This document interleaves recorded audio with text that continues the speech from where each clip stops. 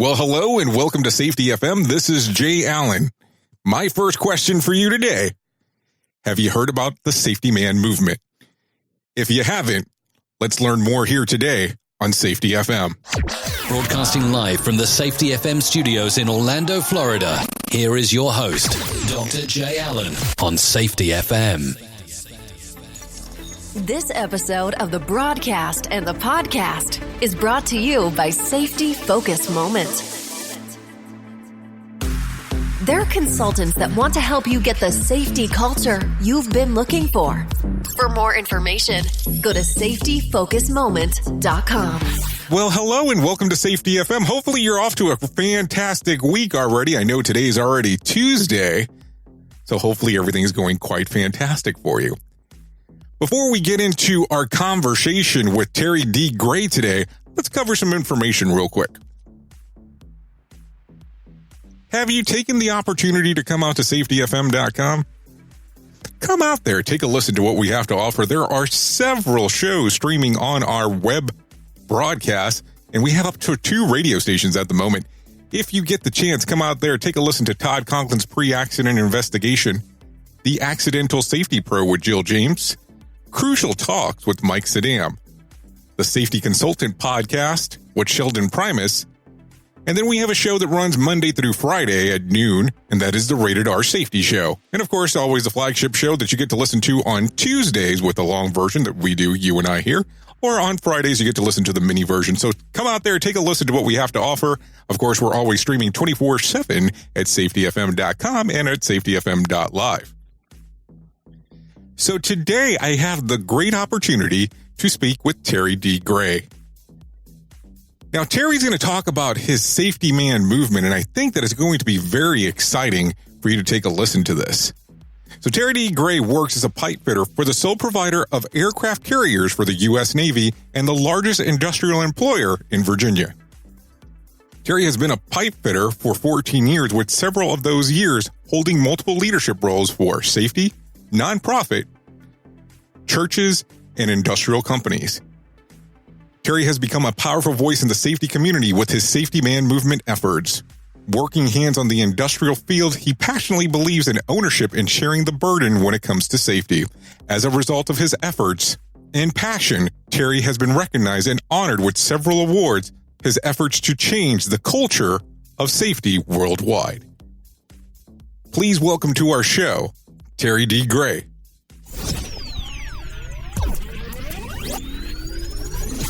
You are listening to a renowned safety expert, Dr. Jay Allen, on Safety FM. Changing safety cultures, one broadcast and one podcast at a time. Join the fun on social media and find us on Facebook at Safety FM. So let me just ask the question, because I always like to start off with this. How did you get involved with this whole thing? How did the whole safety thing start with you? Well, it's funny, actually. When the very first time I got involved with doing anything that was safety was at my job, where we have a VPP site, and part of that, there has to be a safety team established among the craftsmen. And so we have what we call safety task teams where I work. And a friend of mine was talking to me, and I was just I'm a pipe fitter, so I was just new to the job site, and I was just trying to be as active and involved as I could. And a friend of mine said, "Hey man, you should join the task team." And when I heard that, I was like, yeah, that'd be a good resume builder, and I just want to do something and can go to some meetings. So initially I just started dealing in safety just as a thing to do to add to, hey, this is what I've done, because I had the idea of being a foreman at the time, and I wanted to make sure that I was able to display my ability to lead, or my willingness to participate and be engaged. So that's kind of where it all started, was just at a simple invite to, hey, you want to be a part of the task team. And that was back. So funny how things change. funny how things change in that particular regards, right? Because all of a sudden you're going from pipe fitting to all of a sudden someone's asking you to do this. And how does this whole process go? Because now you're known as part of the safety man movement. So how does this whole thing start? So you start going into this meeting as you're going to try to build in your resume, and what happens next? So when I get to the meeting, I didn't really know what was going on. I didn't know what the expectations was of me. It was a little rough, but I was willing to give my input. And so at that point, when they saw that I was interested, or at least showing interest, at one point they had rotated the leader to another person, and that leader asked me to be a co-leader. So I was a co-leader with them. And then at one point, our supervision came to me and said, "Hey, we want you to be the lead." I was like, okay. And so I started being the leader of the task team back in 2013. I was leading it. And the whole safety man movement thing was really crazy. I was at work one day, and people knew I was on the task team, and they knew I was the leader. And so this one guy calls me over and says, "Hey, Mr. Gray, come here, man. I got to show you something." And so I go over to him, and he shows me this metal tag. It's like about the size of a business card, but it's a metal tag, and it's on a metal floor, and metal is very slippery. So he looks at this small metal card size tag and says, "Hey, man, look, somebody can slip on this card." And I was like, "Yeah, why you didn't pick it up?" He said, "Man, I would, but that ain't my job." I was like, wow. He was messing with me at the time, but what I understood is that people really think like that. And I was like, man, I need to change the way that these people think, because seriously, I was tired of just being called a safety man. I was like, why they keep calling me the safety man, as if safety isn't all of our responsibility. And so I made up in my mind, I was like, all right, so I'm going to just change the way that these people perceive safety and make it so obvious that we all are the safety men and women that they can no longer call me that. Like, you won't go in the police station and you'll see a police officer be like, "Hey, policeman." No, everybody already knows that we are a part of this thing. So no one calls you policeman, or, maybe out of respect, "Hey, lieutenant," this, that, and the other. But he don't say, "Hey, police lieutenant," But they already knew that they are that, or teachers already know that we are all teachers. So they don't say, "Hey, teacher Gray, how you doing?" And so that same concept was like, "Hey, I don't want you to say, 'Hey, safety man.' We are all safety men and women." So the movement started to try to change people's perspective to see that the safety man is no longer one individual, but many individuals that are one, which is my main line that I try to share with people. And as you're trying to incorporate that, and you start having these discussions with people, all of a sudden that it's not just safety as a particular person or individual, but it becomes more along the lines of, hey, it's everyone who's involved inside of the organization. How does the mindset start to change? Because you're talking about going from one standpoint to another, and that's not an overnight thing. Even though a lot of people, when they probably look back at you and go, "Oh yeah, he did it overnight," it's not an overnight occurrence. How did you get it to change? So it was a process. It is still in process. It isn't necessarily that it is all changed or all fixed and all better right now, but it is the commitment to hanging in there to make intentional efforts to change the way that people think. So people don't, when I was trying to, I had to think for myself, what would make me change the way that I perceive something? And the first thing that I thought about is that I have to actually care about it. So I had in my mind, I was like, okay, so I already do teaching I have a teaching type of mindset from my ministry experience. And so I was like, okay, so if I wanted to share this information, I have to be able to teach it. So I have to create a format that I can share the information, but the information has to be something that actually means something. And so I was like, if I was wanting to change my mind about something and to do it willingly, I had to actually care about it. And so I was like, all right, so I want to make sure that I'm telling people to care for people. You have to care. You have to see that you have a foot in the game. You have a role to play. And I wanted to be able to convey that information to people. And so The very first time we tried to talk about it, I was brainstorming and I was sharing with a friend of mine about. I was like, all right, so I want people to care, and it started with the word empathizing, which was caring, which is knowing, understanding what people go through without compromising what they need to do. So I understand that, hey, it may be hot outside, or maybe this, that, and the other, but there's still rules and things in place that we need to follow. I can relate to what you're saying, but we still have to do it right for safety purposes, type of thing. So really it has been communicating, trying to change the way that people think about it first, because and showing them that I'm willing to do something first before any type of expectation is in return. It's really a relationship building type of process, where if you wanted someone to care for you, if you wanted someone to buy into what you were trying to sell them, if you're trying to get a girlfriend or get somebody like that, you have to be willing to invest something or put yourself on the line to display to that person that I really mean what I say.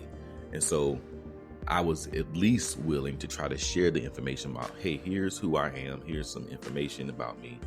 And I put together a whole display, and that we used at a safety expo that we do each year. And I showed the information that says, hey, we are all a part of this family. You have a part to play. And it was really trying to change their perspective and their perception of what safety was. And really, I feel like they needed to understand that it's outside. It's not just procedures and policies, but it's really like a lifestyle type of thing, So when you make a couple different references there, you did make a reference about that you used to be in the ministry, or based on some of the ministry stuff that you've done. Do you ever feel like this is more like you being a safety evangelist when it's all said and done? It's crazy because I know that I'm in a industrial capacity, but I can't escape my ministry evangelistic type of calling I feel that I have on my life. So I always tell, and I share with people on my Facebook page, that my mission is saving souls and saving lives, and so all at the same time. Yes, exactly. So that's absolutely where my care for the people comes from, for the most part. Understanding people have different, almost everything happening in lives. We can be in the same room hearing the same story, but getting two totally different perceptions of what is being said. It's like we're in the same world, but all in different worlds. And understanding that we are all in these different worlds puts you in a place where you have to be a little bit more lenient, a little bit less to move and react. You're more of a observant type of, hey, okay, this is what happened. And safety really goes into that. What's the root cause? They talk about it's kind of like inspecting people, but it's from a life perspective, not necessarily a accident or incident perspective. But it's like, hey, why did this person just cut me off in the street? Is there an emergency happening in his car? Did he have to get somewhere? Or is he just angry because he just got out of an argument? Or maybe he was just fired. So my response has to be in perspective to what may be, and I can't assume anything, and so yes, that the whole thing is about caring for people, creating that relationship, and ultimately I feel like that builds to the engagement, and that affects the engagement. And we all know that engagement is the main thing that drives the results, the metrics that people look for. The more engaged people are, the higher the safety, the better the safety, the better the productivity. So let me ask you a strange question there in regards of when you're taking a look at these different aspects of safety. Do you feel that it's actually kind of the same approach with different style of religions? And when I say that, and I'm talking about that people have different belief systems depending on who your target audience is at the time, where you might go in and some people might believe in behavior-based safety, they might believe in lean, and they have like these different aspects. So do you see a similarity there? Yes. You kind of hesitated at that, so it's kind of like yes and no, or how do you feel? I feel like there there are principles that apply regardless of the faith or regardless of what you believe. There are certain things that are true across the board. You know, they say truth is always the same. Priorities and things like that, facts change, you know, but certain things are just true. Like you plant a seed, you're going to get whatever seed you planted. Of course, you got to do all the cultivating of it, but you're not going to plant an orange and get an apple. There are just certain principles I feel that exist regardless of what you believe. And one of those things that I feel like regardless of what you believe is that people matter. People are important, and we have to be willing to care for people with the understanding that we don't understand people all the time. So all of those things are excellent. And for me, just the whole Safety Man movement, it's not a necessarily a system that you implement, but it's more of a way of thinking and approaching a mindset when actually interacting with anything that you're already doing. Okay, so before we get into that of the Safety Man movement, I have a question then. So what is the basis of your foundation of safety? What if you have to say that it's based around a certain system, that there has to be some strength behind it? And I know a lot of people like to give the answer of, well, I believe in a little bit of everything, and that's perfectly fine to say, but there has to be something that's kind of like the fundamentals that the thing was built off of. So what would you say would be the fundamentals where it started? I don't know if it's going to answer your question, but I saw a great speaker. You may have heard him. I'm pretty sure you have. Charlie Moorcraft. And he came and I heard his story, and those stories are always impactful. And when I heard him, I was like, how can I impact people without getting hurt? How can I develop this passion and concern for my well-being without having to deal with a tragic injury to be able to relay that information? And the fact that I'm able to walk out of that room without that story was motivation. To be able to tell people, hey, you can get it now before it gets you.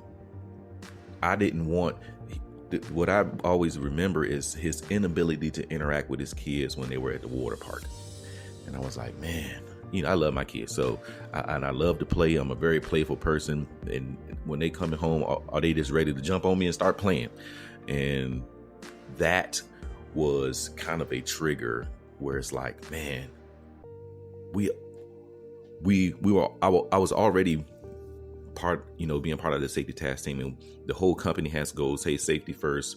We're bringing the accidents down. Everybody says 0 and things like that. We don't want anything, but how do we get people to actually respond to that type of thing?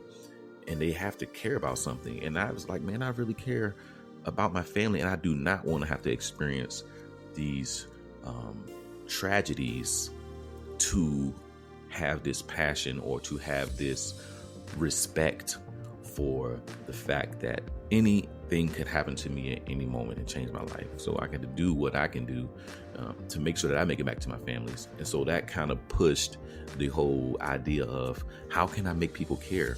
And it was like, oh, well, you have something to live for. You have something that you are connected to, something that you like, something that you are passionate about. And we'll be back right after this on Safety FM. Enjoy the best safety shows on the planet on safetyfm.com. It is no secret that most successful organizations and professionals are data-driven. As the volume of data that businesses have access to increases, they need more efficient ways to turn the data into actionable insight. Fortunately, iDashboard offers a comprehensive business intelligence solutions to help you with data aggregation, preparation, analysis, visualization, and reporting. With the iDashboard's Data Hub, you can blend data from multiple sources to get a comprehensive view of related data. Then the intuitive dashboard builder gives anyone the freedom to create and design dashboards, and no programming experience is required. It's no wonder why companies like Lockheed Martin, Michigan Humane Society, and Navy Federal Credit Union trust iDashboards to provide them with the data they need to make the most informed decision for their business. Be sure to visit idashboards.com/safety to learn more. That's idashboard.com/safety. make sure that you tell them that Jay Allen sent you. Jay Allen. Jay Allen on Safety FM. And we're back with more here on Safety FM. Well, I mean, and don't get me wrong, Charles Moorcraft's story is a very important story, but I also think that it actually has what I call an emotional response for outside of him. So when you hear the story the first time, people really focus on it and they go, okay, what can we do to make it correct inside of our organization? And then you use the term while you were giving the description of safety first. And nobody's ever going to say safety last. I mean, let's just be realistic. But what does really safety first mean? Because does it mean if we stop making money, we're going to continue to focus on safety? I don't think that it will. I mean, and I think that it's a great term for people to use, but I don't think that it brings a lot of value to an organization in regards of actually saying it. Now, that's my opinion. Because the thing is, if we start looking at safety as a value and not something where we're saying, hey, it's a priority, there's a different shift. Right. And the reason that I say that is because I had a conversation with Scott Giller many, many moons ago. And he goes, when you wake up every morning, regardless of you actually being late, you're going to take time to put on your clothes because that is a value to you. Mm-hmm. If it was a priority, you might skip out on doing that. So when people say safety first, I kind of struggle a little bit. Mm-hmm. And it's not that I want to sit around and go, oh, words are so important in regards on how they're said. But I look at it and I go, how do you do the shift? And then I know that we were having the conversation of what was the basis of what you do and how you started the Safety Man movement. So I know you talked about the VPPA portion or the VPP portion. So as you look at it, do you feel that it was lean heavy or do you feel that it was more like behavior-based safety or how do you look at it? For me personally? Yeah, for you personally.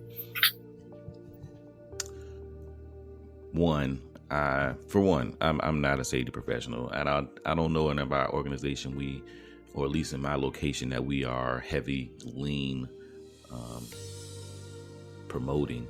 So I'm not like super informed on lean, but behavioral based, we understand that it is people's behaviors that attribute to a lot of things that go on. But we are with that. I think behavior based is a higher thing on my radar, I guess, where it would be, why do we behave the way that we behave? What is happening? And that, I guess that goes back to how I respond to that person who drives crazy on the interstate or whatever. It's like, what is driving those behaviors? And I think it is something that is really getting more and more attention, especially now in September, with it being a awareness month for mental illness. Those things absolutely affect how you behave, whatever you're dealing with on that type of scale. So if I had to favor towards something, I think it would be behavior. Within my location, our engagement is based on, okay, you see a problem. Are you able to fix the problem? Are you willing to fix that problem? Are you just going to go to somebody else about that problem? Like, what are you personally doing? How do you take ownership? Outside of everything that everybody else says and everybody say you should do, what is your personal commitment and ownership and responsibility in whatever you are coming across? If you see like the metal tag that the guy saw on the ground, okay, it's a problem, but what is your level of commitment or ownership? Are you just trying to give me a hard time, or do you really care about the people around you? And if so, why wouldn't you pick it up? Well, I mean, those are interesting questions that you propose to people. And I know that you're referencing that you're not a safety professional, but I think you're kind of cutting yourself short at the same time, too, as you say that. But I always look at it that when you sign to go into some organizations, there's kind of some weird things that occur. And I'm talking about across the board, not pinpointing your organization or anything to that extent. But here's how I kind of see how things have been done in the past. You go into an organization, you have somebody who's training you, and they go, this is how I'm supposed to train you, but this is how we really do it. And I call that the black line, blue line. You have somebody kind of sit there for a period of time and they write down a script and say, this is what we're supposed to do. And the blue line is actually how the workers are doing the work. Now, I will tell you that I have stolen that from some different concepts that I've seen. And then I look at it and I go, there's so many different principles that you can apply to how safety works, just depending on, what the mentality is. So the ones that I always kind of take a look at, and I always try to have conversations with people to see where they're at, is I go, what if you took a look at these 5 principles and would you feel about it? What if I told you that the first one would be based that error is normal, and that your best employee is probably the employee that actually has the most issues, but knows how to cover it better? And I mean that in a very good way, because they're a little bit more resilient. They've done it more frequently. Also, that blame fixes nothing. I mean, we kind of always get that emotional shift of, hey, if I point this out and say, hey, you're to blame for this occurring, well, we get it out of our system, but it doesn't correct anything inside of your location. The other thing is that your system drives the behavior. So depending on what's going on inside of the system, that's how people are going to react, especially depending on how the management or leadership staff is working there. Then the other portion is that based on those things that are occurring, it's vital how we learn from there. I think it's so important that we tend to forget on how important learning is in regard to what's going on. And how we respond as leadership inside of an organization is a crucial factor if anybody's going to share anything with you. And I look at those 5 principles and I go, hey, that's a mentality and a philosophy. I mean, it's definitely not a program. I can't tell you, hey, this is a root cause. But I think that people will be a little bit more open to you in regards of having those conversations. So that's why I always, when I look at a new system or something that's coming up, I kind of challenge it with those 5 items. And believe me, by no means am I saying what you're doing is incorrect. I'm very intrigued by it. I mean, the videos that you have on your website are pretty interesting. But I look at it and I go, what is the basis of it? Because I always kind of find it interesting on where you can build from. And I always looked at, this is always evolving. It's not one of those things that safety stagnant. I think the safety was a little bit stagnant for a period of time, but we kind of learned so much from the people that were there before that it's ever changing if you allow it to be. And I just get very hung up on the safety first concept, as you can see, as I've ranted for the last 3 minutes. I mean, I feel you. I totally understand, because me personally, when I hear safety first, again, it is a I feel like it's a truth to a degree, where it's like, anything that we do, it is intending to be secure and have peace of mind. Even if it's from financial security, it's still a safety net of sorts, where everything that you do, even from your vacations that you go on, if you're going to go there, you only go there because you feel like it is a place where you can actually be, or somewhere you feel comfortable at. Whenever you're in a relationship, is, hey, do I feel safe with this person? Do I feel?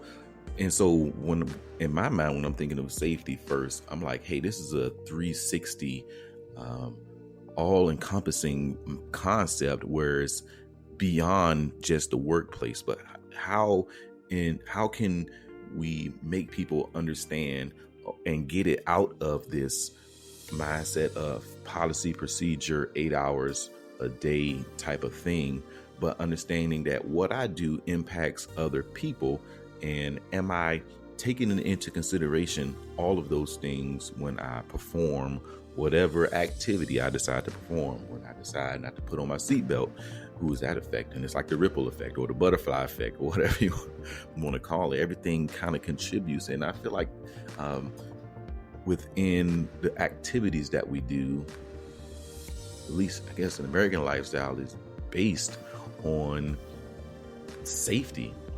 It's like in the fabric of everything that we do, and it is so much, and we have so much that we,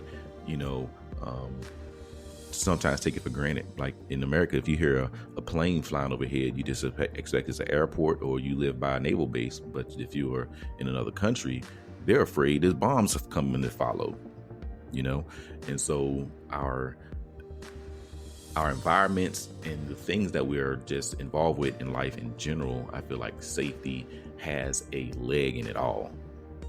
So not safety first as a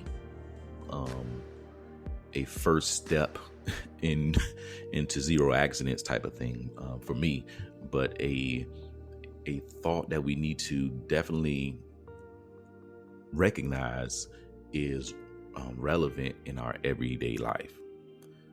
Now, as you're inside of the space now more and more frequently, because it sounds like as you're saying that you've been doing this since 2012, so we're talking about 7 years in, are you seeing the shift? Are you seeing where people in companies and organizations are putting a priority on the safety of people inside of the org? Yes, I see pockets of excellence where there are some people who are excelling, and it goes back to what you're saying, where is that it depends on that leadership. Like, your actions speak so much louder than your words do, where you're telling me do this, do that, and the other. However, are you, if safety is first, like we're talking about with that, if safety is first, are you willing to lose money for it? Are you willing to, because you're going to lose money one way or the other. You're going to either, or I won't say lose money, but it's going to cost one way or the other. It's going to cost you to actually invest in making sure that the environment is better, or it's going to cost you for not doing it later on when you're paying out workman's comp and different things like that. There is a cost to it no matter what. But I have seen changes, but those areas that are changing are in the areas where the leadership hold people accountable to, hey, this is what we said we're going to do. Why are you not doing that? Or who is responsible for us? Not necessarily even who is responsible, but why are we not doing what we all know we're supposed to do? Here's what we're trying to accomplish. And in my area, this is a pretty intense environment building aircraft carriers, but we've been in this year, we haven't had an accident this year in my location. But again, that's amongst 20,000 employees, and we may be a pocket of 100 or 2 or something like that. But there's so many different leaders within that large number, and so many different messages being conveyed through the actions that, I mean, I've been able to go and talk to people and talk to different groups and different organizations. But if I come to a group and I say, hey guys, hey, this is what I'm talking about. Hey, safety man movement, blah, blah, blah, blah, blah. But then they don't get support to do what the goal is, or you're not giving, you're not following up with this. My presentation isn't the answer. It is just, it's like or the message isn't the answer. It's just something to support what you have to already be sold on doing. So we have some areas that are doing fantastic, but then there are some areas that's still suffering, but still have the same rules, until it comes down to that small pocket of who that specific leadership is, and who's holding that leader accountable and who's holding that leader accountable. I feel like there's always a pressure point. So you have the president at the top who says, hey, we're totally sold in this company on safety. But then it goes down to the next level, then the next level down. And at some point, there's a level of pressure where somebody has to either make a decision to be safe or meet the goals of this cost schedule type of thing. And that pressure point makes a compromise, but it never gets communicated up to the top that, hey, this is a pressure point.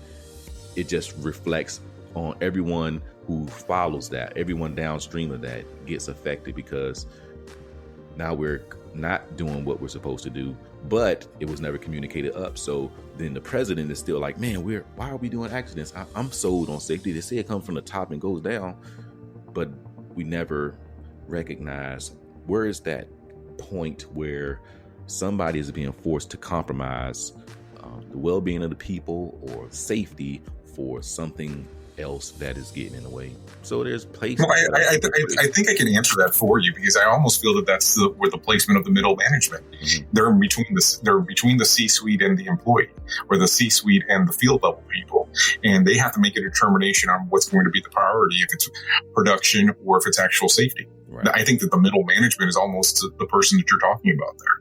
Yeah, and it seems like there's a suffering if they don't go to one way or the other, where I don't know, it's like they have to be willing to, or either they're put in a position where they feel like they have to either be willing to sacrifice my bonus, sacrifice my whatever, my numbers or whatever, to accomplish these impossible getting blood from a turnip type of expectations. And there has to be a conversation there. There has to be not just conversation, but there has to be some type of recognition and action to taking place to relieve those pressure points, and for companies to get a reality check of where they are. We say we want to be full safety, this, that, and the other, but in reality, you can't do what you say you're going to do and do it safely within that time frame. And so I feel like that's where a compromise comes in. Say, hey, I can do this job for $1,000, but you can't. There's no way for you to do it for $1,000 safely. But you're not going to change that price and say, I'm going to lose this contract because I want to keep the people safe. Because again, it's business and relationship, but oftentimes that business gets the upper hand over the relationship with the people and the caring for the people. No, absolutely. Now, Terry, I did notice that you recently were at the VPPA conference, and that was open to the public in regards of you being able to do your speech. Now, do you have anything coming up in the near future where the audience might be able to come and see you? Yes. At the end of this month, I will actually be at the Carolina Star Safety Conference in Greensboro, North Carolina, which is through the 25th through the 27th at the, I guess it's the Four Seasons. I don't remember the real name of the conference center. Maybe I can pull it up, but yeah, that'll look up Carolina Star Safety. You can Google that, and it should tell you more information about that location. Or you can go on my website. I also got a link up there. Okay, and what is your website? Or let me kind of go back this way. If people want to know more information about you, where would they need to go? www.terrygrayspeaks.com, or if you're on Facebook, just go to facebook.com/Terry Gray Speaks, or even on Instagram as well, Terry Gray Speaks. Communicate through those avenues. Connect with me anyways. I have a chat on my actual website sometimes that if you chat, I can respond right back to you when I'm available, or just send me an email to safetyman@terrygrayspeaks.com, and I'll get back to you as soon as I can. Well, Terry, I appreciate you coming on to Safety FM. I appreciate you having me. I hope I answered all your questions like you wanted me to.